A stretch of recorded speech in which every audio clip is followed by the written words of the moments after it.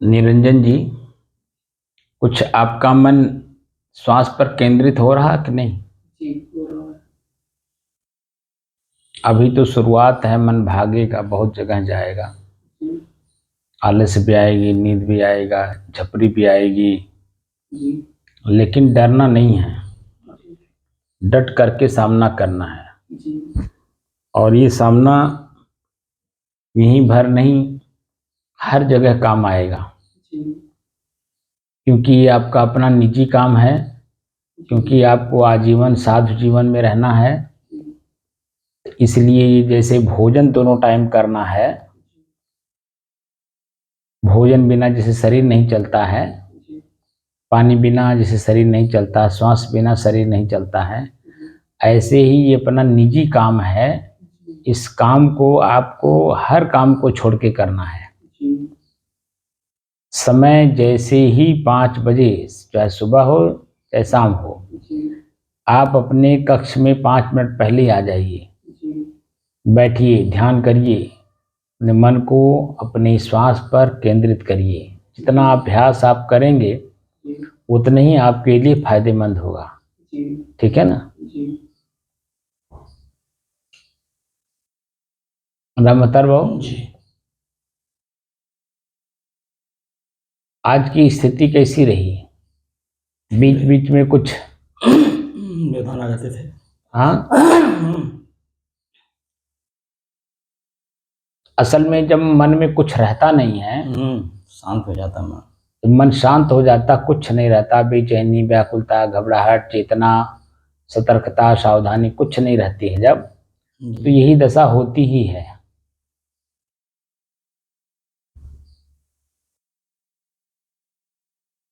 घबराने की जरूरत नहीं है, बस शर्त यह है कि हर स्थिति परिस्थिति बदलती है, हमारी चेतना भी बदलती है, सतर्कता भी बदलती है, सावधानी भी बदलता है।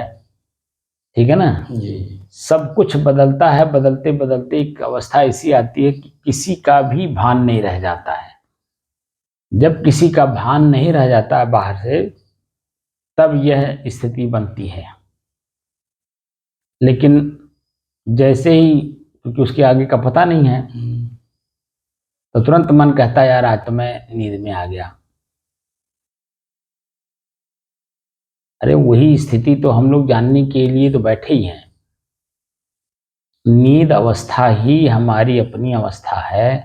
ये बातें मैं कई बार आपको बता चुका हूँ। जी, जी, तो उस अवस्था में कहीं कुछ रहता है? कुछ नहीं। मैं चेतना में हूँ, मैं साधना में हूँ, मैं सतर्क हूँ, मैं सावधान हूँ, मैं अपने श्वास को देख रहा हूँ, श्वास में क्या क्या मिल रहा है, ये सब कुछ भी नहीं रहता है वहाँ। कुछ नहीं रहता। जब कुछ रहबे करेगा तो इसका मतलब है कि हम उस अवस्था में नहीं हैं अभी। जी, और जब उस अवस्था में आ जाया जाता है तो फिर इस संसार का अपने आप ही भान खत्म हो जाता है। और वही हम चाहते हैं कि हम सदैव दुखों से मुक्त हो जाएं। तो दुखों से मुक्त हो जाएं तो कैसे पता चलेगा? यही है कि जब हमारी चेतना, सतर्कता, सावधानी या जो कुछ भी कह लें, मन मस्तिष्क में रहने वाली चीज कुछ भी वहां नहीं रहता है, तब हमारी अपनी स्थिति बनती है। और वही हमारी शांति की स्थिति है, क्योंकि वहां कुछ रहता है? कुछ नहीं। बिल्कुल कुछ नहीं रहता है, एकदम शांत।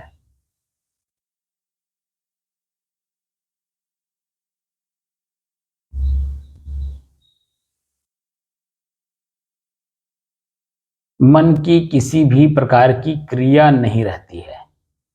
वह अवस्था निष्क्रिय अवस्था है। और उसी अवस्था को संत लोग प्राप्त करते हैं, सब लोग नहीं। और मैं आपको बार बार बताया हूं कि यह स्थिति सिर्फ संत की बनती है। और लोग तो विद्वान हो सकते हैं, उसकी व्याख्या अच्छा से अच्छा कर ले जाएंगे, लेकिन अपने आप में 10 मिनट भी स्थिर नहीं रह पाएंगे। जी, और जीवन भर की तो बातें छोड़िए। लेकिन संत जीवन भर अपने आप में शांत रहता है, वो भले व्याख्या न कर पाए, भले उसकी व्याख्या अच्छी तरह से न कर पाए, किसी दूसरे को प्रभावित न कर पाए, लेकिन स्वयं अपने आप में वो प्रभावित रहता है, इसीलिए वो आजीवन रह लेता है। रूखा सूखा खाए के, ठंडी गर्मी सहन करके, मान अपमान सहन करके, सब कुछ सभी परिस्थितियों को झेल लेता है, लेकिन अपने आप में शांत रहता है।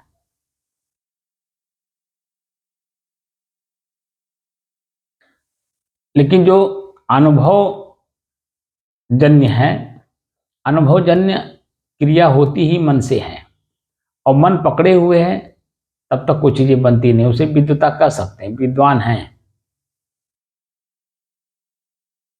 बुद्धिजीवी हैं, ज्ञानवान हैं, सब कह सकते हैं, लेकिन आचरण संपन्न है, ये उन पर लागू नहीं होता है, ये सिर्फ संत पर लागू होता है कि जो कथनी है वो करनी में है, जो करनी है वो रहनी में है, यानी तीनों एक दिशा में है। कथनी, करनी, रहनी, ये तीनों स्थिति जब एक सिधाई पे होती है तब जाकर के संत की स्थिति बनती है, और संत की स्थिति जीवन भर के लिए शांत रहती है।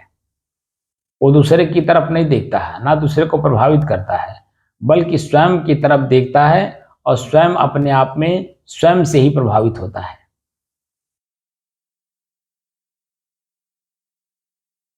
दूसरे किसी से प्रभावित नहीं होता, स्वयं से ही स्वयं में प्रभावित होता है, इसलिए वो जीवन भर रह लेता है, और हर परिस्थिति में वो मुस्कुराता हुआ आपको मिलेगा। बल्कि जो गलती करता है, गलती करते समय उसे नहीं टोकेंगे, लेकिन जब गलती करके एक आध दो दिन बीत जाता है तब उन्हें बुला करके समझाते हैं कि देखो आपने मेरे साथ ऐसा किया, कोई बात नहीं है, लेकिन दूसरे के साथ ऐसा नहीं करना। दूसरे के साथ करोगे तो उल्टा हो जाएगा। वो तो साधु नहीं है, वो तो तुम्हारे जैसा है, वो तुम्हारे व्यवहार को देखेगा तो तुम्हारी तरह वो भी व्यवहार करने लगेगा। वो इस तरह से समझाते हैं तो उसके समझ में बात आ जाती है, तो वो अपने व्यवहार को छोड़ देता है। कभी ऐसा आपने अनुभव किया है कि नहीं संतों के द्वारा? क्यों रामचंद्र बाबू? जी, बहुत करते हैं संत ऐसा, संत ऐसा करते हैं, सब बहुत सोचते हैं।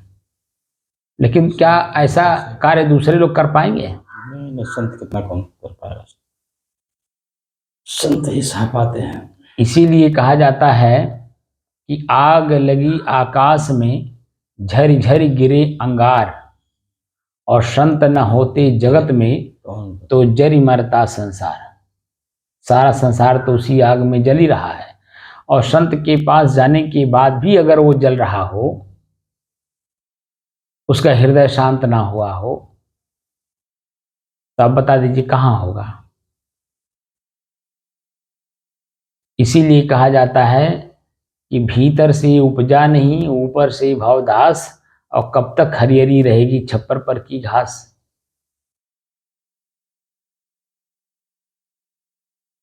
मैं आपको कई बार बता चुका हूं कि सदगुरु विशाल साहब का, जो बाराबंकी जिले में संत हुए हैं, सदगुरु विशाल साहब, वो अपने शिष्यों से कहा करते थे कि वैराग्यवान के संग बिन होए नहीं बैराग। बैरागियों के संग बिना बैराग नहीं होगा। लेकिन आगे कह रहे हैं कि संगत हूं का फल ना मिले बिन साचे मन लाग। बिना सच्चे मन से कि मैं बैरागवान बनना चाहता हूं, और बैरागवान का ही पाठ आपको पढ़ना है, तो बिना सच्चे मन से लगे आप बैरागवान हो जाएंगे? नहीं हो पाएंगे। सच्चे मन से लगना होगा, बैर और राग को समझना होगा। बैर माने दुश्मनी, राग माने मोह, चिपकाहट, आसक्ति। दोनों के मध्य में जो हमारी स्थिति बनती है, जो इसे अपने जीवन में धारण करता है, वो बैराग्यवान है। बैर और राग हर एक के जीवन में है। अपनों के प्रति राग करता है, दूसरों के प्रति द्वेष करता है, यानी बैर करता है। ये तो हर आदमी कर रहा है, लेकिन दोनों के मध्य में रह करके जीवन यापन करना सिर्फ संत कर पाते हैं। उन्हीं को वैराग्यवान कहा जाता है। ठीक है ना। जी। तो जो स्थिति इस समय में आपकी है, शारीरिक स्थिति, मानसिक स्थिति, सामाजिक स्थिति, इसमें आपको वैराग्यवान बन करके ही रहने में फायदा है। और अगर वैराग्यवान बन करके नहीं रहेंगे तो जो लोग वैराग्यवान नहीं हैं, परिवार में आसक्त हैं, उनको आप देखिए उनकी स्थिति कैसी है। और अगर आप भी वैसे ही हैं तो उनकी और आप में कोई अंतर नहीं। ऐसे तुलनात्मक अध्ययन भी किया करिए, क्योंकि उनकी संगत संत का नहीं है, उनके कार्य व्यवहार संत जैसा नहीं है। वह एकदम फ्री हैं, उनकी गाड़ी में ब्रेक नहीं है, यानी उनके जीवन में कोई डर भय नहीं है किसी प्रकार का।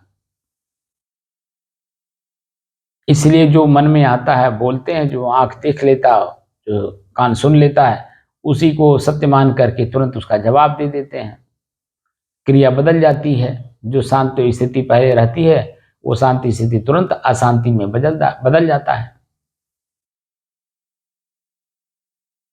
तो बाद में पश्चाताप भले करेगा कि हमको नहीं कहना चाहिए था, लेकिन तत्काल में जैसे कान सुना तुरंत उसका जवाब देता है, अरे हम उनसे कम हैं, हम उनसे ज्यादा जानकार हैं, तुरंत बात का जवाब दे देता है। इसलिए शांत स्थिति में ही रहने में भलाई है। उम्र के हिसाब से, स्थिति के हिसाब से, मानसिक स्थिति, शारीरिक स्थिति, सामाजिक, सब की तरफ से देख करके अगर कहा जाए, इसीलिए हमारे पूर्व के ऋषि महर्षियों ने हर एक प्रश्न का उत्तर ढूंढ रखा है और ढूंढ करके हम लोगों को हमारे बीच में दे रखा है। लेकिन हम ना उसका पालन करें, ना हम उसको जानने की कोशिश करें, ना अपने आप को उस लेवल पे खड़ा करके उस चीज का अनुभव करें, तो दोष तो दूसरे का है नहीं, वो तो दोष मेरा अपना ही है। तो अपने दोष को, स्वयं को हमें ही मिटाना होगा और अपने आप तक पहुंचने का प्रयास स्वयं ही करना होगा। ठीक है ना। जी। साहिब साहिब साहिब साहिब।